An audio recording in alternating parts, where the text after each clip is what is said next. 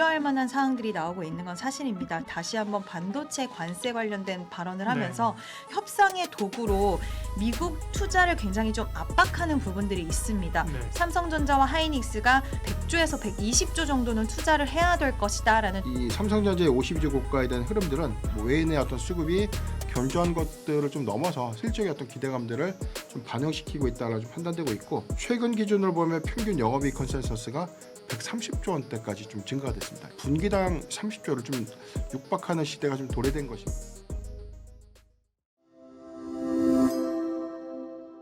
이번에 아시는 것처럼 삼성전자 4분기 실적 발표가 좀 있었습니다.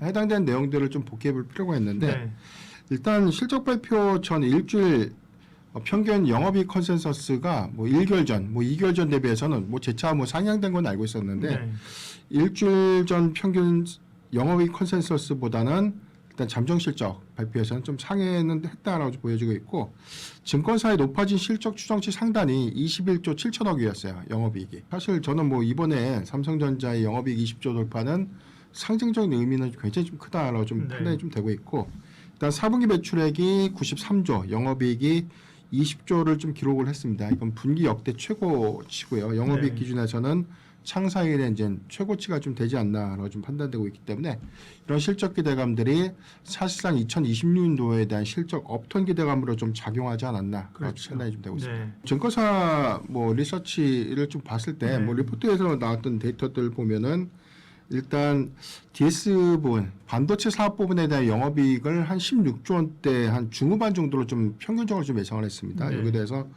지난 3분기 대비해서는 130% 정도 이익이 좀 증가할 것이다라고 좀 예상되고 있고요.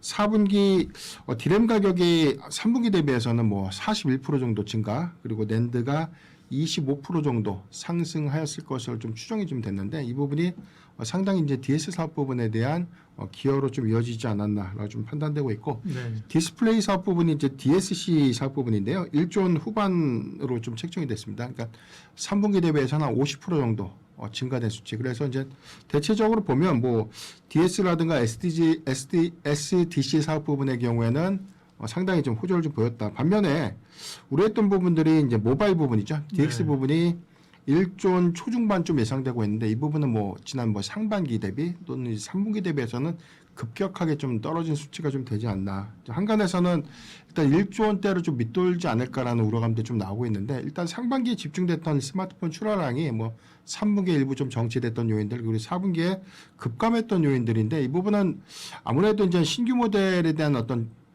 일단 초기에 출시됐던 기간들 대비해서 갤럭시 S25의 출시 시점도 거의 1년을 좀 경과했던 시점, 이런 것들을 좀 감안해 보면 점진적인 수요 부분, 수요가 전체적으로 좀 안 좋았다라기보다는 모델이 이제 신규 모델을 갖는데 수요 기대감들이 오히려 좀 스마트폰의 출하량들을 좀 정치시키지 않았나라고 좀 예상이 좀 되고 있습니다. 3분기 때까지만 하더라도 일단 4분기 삼성전자 영업이익이 한 18조 원대만 좀 나와도 2026년도에 대한 전반적인 사이클 기조를 어느 정도 좀 기대해 볼 수 있는 수치였는데, 이게 20조를 좀 돌파했단 말이죠. 그런데 이제 가격 상승 효과가 4분기에만 일시적으로 좀 상승한 것인가, 또는 1분기부터 오히려 계속해서 좀 더 확대될 것인가, 가격이 재차 오를 것인가, 이 부분은 좀 주시해 볼 필요가 있는데, 일단 최근 해외 IB를 좀 비롯해서 또는 국내 증권사 리포트에 대한 추정치들 보면 연간 OP를 크게 좀 상향 제시를 하고 있습니다. 일단 TP도 이에 따라서 병행하면서 좀 상향 제시가 좀 되고 있는데,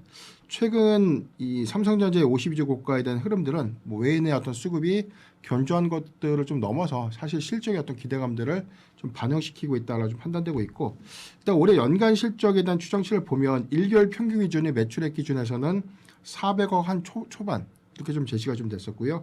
영업이익이 1개월 전 상단 기준이 한 98조에서 100조 원대 초반으로 좀 제시가 됐는데, 최근 기준으로 보면 평균 영업이익 컨센서스가 130조 원대까지 좀 증가가 됐습니다. 굉장히 수치상으로 보면 분기당 한 25조를 좀 상회한다는 것이죠. 그래서 분기당 이제 30조를 좀 육박하는 시대가 좀 도래된 것인가, 그런 기대감들이 가장 크게 좀 반영될 것 같고요.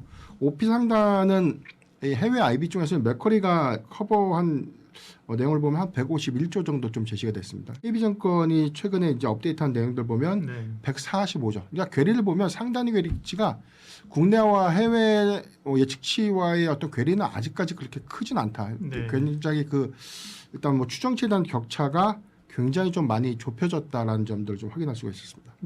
과수요에 대한 부분들 때문에 일시적으로 좀 상승할 것이다. 근데 최근에 뭐 커버 업데이트된 내용들 보면 일단 2027년도까지 장기 사이클에 대한 유지 관점들이 재차 좀 제시가 좀 되고 있는데 일단 디램과 낸드 가격의 상승세가 좀 지속되고 있죠. 뭐 우리가 이제 3분기에서 4분기 데이터로 좀 확인됐던데 데이터를 보더라도 굉장히 좀 크게 좀 증가가 됐고 최근에 우리가 이제 12월에서 1월 달 넘어오는 이 평균적인 구간에 디램 그다음에 낸드의 가격치를 보면은 한 5에서 7% 정도가 꾸준하게 좀 상승을 했습니다. 여기 대해서는 일단 뭐 낸드의 최근 어떤 가격 상승 효과 부분들은 일단 뭐 훈련 모델에서 이제 추론형 영역으로 좀 확대될 수 있는 부분들. 그래서 낸드 메모리에 대한 수요가 더 늘어날 수 있다. 그런데 일단 뭐 국내 반도체 빅2의 경우에는 이제 디램보다는 낸드 쪽에 대한 보수적인 캐펙스 투자 부분들을 좀 가져왔기 때문에 이 부분이 아마 수요의 어떤 집결지가 좀 완료되는 한 1분기 중후반, 그러니까 2분기 초반으로 보면 낸드는 분명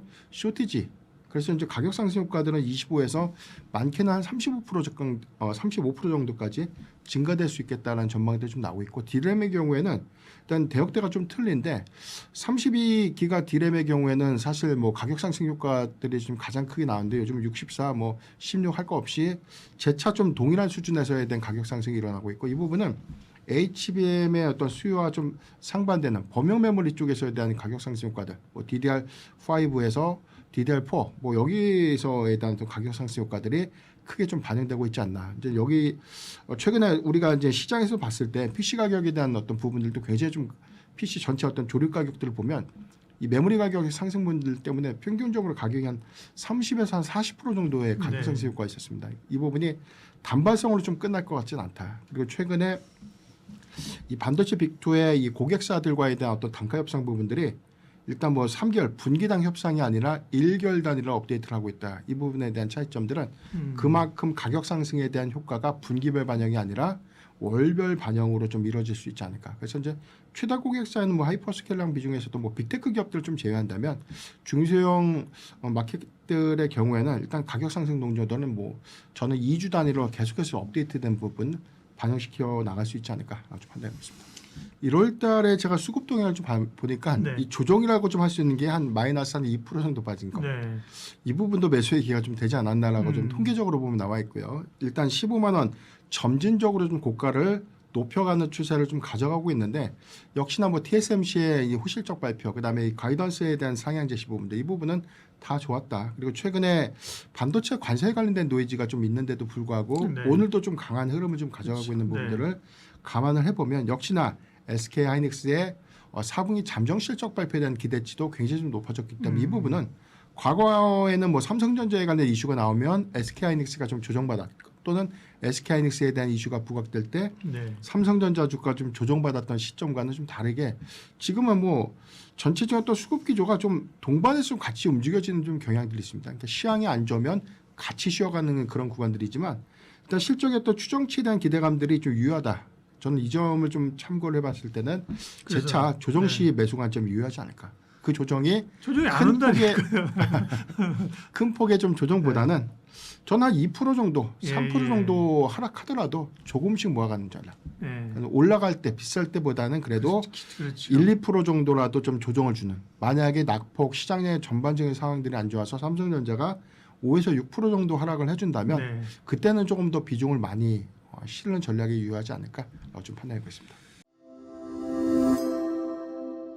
지금 좋은 이슈만 쏟아져 나오고 있는데 물론 중간중간 우려할 만한 사항들이 나오고 있는 건 사실입니다. 지금 얼마 전에 트럼프 대통령이 다시 한번 반도체 관세 관련된 발언을 하면서 시장에서의 분위기가 혹시라도 위축되지 않을까라고 우려하신 분들 계실 것 같은데요. 물론 그 이슈가 나온 그날에도 반도체는 올랐습니다. 그렇기 때문에 투자자들의 심리 자체는 상당히 똘똘 뭉쳐 있다는 것을 확인할 수가 있었는데 반도체는 지금 병목 현상 속에서 반도체가 대만, 우리나라가 점유하고 있는 시장 점유율이 한 80에서 90% 되기 때문에 얼마 전에 이재명 대통령이 관세 관련된 질문에서 대답한 부분이 지금 관세를 적용하게 되면 반도체 물가 올라가면 결국 미국의 물가가 올라가는 부분이라서 그거는 쉽지 않다라고 이야기를 했고 저도 그 부분에는 좀 동의를 하지만 지금 관세 카드를 꺼내들면서 협상의 도구로 미국 투자를 굉장히 좀 압박하는 부분들이 있습니다. 그래서 이거에 대해서는 좀 짚고 넘어가고 우리 투자자의 입장에서는 어떻게 이야기가 진행되는지에 대한 여부들은 좀 계속 체크가 필요하다라고 생각을 하는데요. 노무라 증권에서 얼마 전에 이야기한 부분에 따르면 삼성전자와 SK 하이닉스가 지금 미국에서 관세 면제를 위해서 27년부터 30년까지 이미 투자하기로 했잖아요, 그죠? 네, 근데 지금 투자 규모가 삼전은 한 56조 정도 되고 그리고 지금 SK 하이닉스가 한 6조 원 정도 되기 때문에 아직까지는 턱없이 부족하다라는 평가가 많다 보니 관세를 좀 피하기 위해서 삼성전자와 하이닉스가 지금 27년에서 30년까지 100조에서 120조 정도는 투자를 해야 될 것이다라는 전망치를 내놓았어요. 그래서 어쨌든 미국 쪽으로의 생산 시설을 좀 옮기는 부분들이 이미 진행이 되기는 했지만 그럼에도 불구하고 시장이 좀 우려를 하는 부분은 용인 클러스터 조성에도 지금 좀 난항을 겪고 있습니다. 그 부분도 난항을 겪는데 미국에서 이렇게 압박을 하게 되면 생산 시설 자체를 미국으로 옮겨간다라고 했을 때 투자 자체가 국내에서는 좀 감소될 수가 있고요. 그리고 미국으로 나가게 되면 경쟁에서 좀 더 치열한 부분들이 많이 발생을 하게 될 것 같습니다. 또 비용적인 측면도 우리가 무시를 할 수가 없는 거는 지금 미국에서 동일한 생산 설비를 구축을 하게 되면 한국에서 구축하는 것 대비해서 투자 비용이 20에서 30% 정도는 더 늘어나게 되고요. 그리고 미국에서 메모리를 생산하게 된다면 지금 생산하는 비용보다 최소 40% 정도는 더 늘어나게 된대요.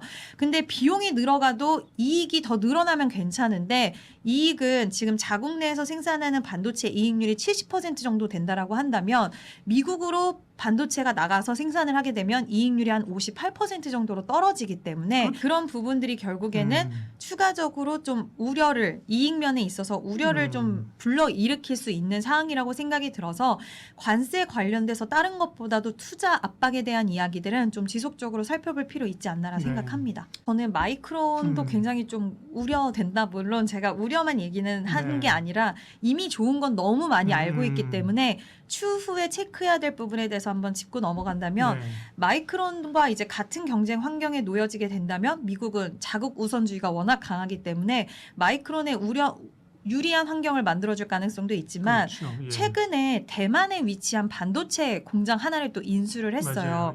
근데 항상 규모적인 측면에서 생산적인 측면에서 마이크론이 더 약세였는데 이렇게 공장을 인수를 해서 증설하는 게 아니라 인수해서 한다면 굉장히 빠른 속도로 디램 수요 자체를 그러니까 디램 공급량 자체를 늘릴 수 있기 때문에 이와 관련돼서는 SK 하이닉스와 삼성전자 입장에서는 반가운 이야기는 아니고요. 그리고 또 뉴욕시에다 1천억 달러 규모의 공장, 반도체 공장을 또 만든다고 하더라고요. 착공에 돌입했다라는 소식도 있었는데 이것도 상당히 좀 우려가 되는 부분은 아닐까라고 생각이 들고 지금 반도체 업황이 이렇게 좋아질 수 있었던 이유는 증설보다는 감산 기조를 세 기업이 모두 가져갔기 때문인데 만약에 여기서 마이크론이 집중적으로 증설 쪽으로 빠르게 속도를 붙이려고 한다면 생각보다는 업황의 호황이 짧게 끝날 수도 있겠다라는 것도 하나의 우려적인 측면이 아닐 수는 없을 것 같습니다. 또 마이크론은 지금 선택과 집중하고 있어요. 중국 시장을 좀 배제를 하고 그리고 소비자용 반도체 시장을 좀 배제를 하면서 우리는 선택과 집중, 딱 집중할 곳만 하겠다라는 부분들이 어떻게 보면 마이크론의 나중에 추후에 점유율을 늘려가는 과정 속에서 우리가 예상하지 못하는 속도로 치고 올라올 수 있는 가능성도 좀 염두는 해놔야 될 것 같습니다. 그러게요. 증설 투자 규모를 모두 고려한다 하더라도 이 현상은 26년에서 7년까지는 지속될 수 있다라는 게 중론이긴 합니다. 다만 이게 또 어떻게 중간중간 진행될지 모른다는 부분들이 있기 때문에 27년까지는 이 현상이 지속될 수 있고 또 오늘 나온 소식을 보니 PC 그리고 지금 자동차도 그렇고 또 애플 아이폰도 그렇고 칩 가격이 너무 올라가다 보니까 그 물건값 자체가 올라간대요. 그만큼 지금 칩 가격에 대한 상승은 계속되고 있는 상황은 맞기 때문에 우리가 결국에는 이 증설과 감산 사이에서 그동안은 감산에 대한 효과를 이렇게 봤다라고 한다면 이젠 또 증설 사이클이 어떻게 진행이 될지에 대한 부분은 시장에서는 2027년까지는 괜찮다고는 하지만 그래도 지켜볼 필요는 있다라고 생각합니다. 네. 낸드 플래시 시장 전 세계 시장에서 점유율을 삼성전자와 SK 하이닉스가 전체 가지고 가고 있는데 네. 여기서 엔비디아가 이제 출연형으로 넘어가면서 낸드 플래시에 대한 중요성 굉장히 높아진 상황 속에서 네. 지금 삼성전자와 SK 하이닉스가 감산 기조를 오히려 보이고 있어요.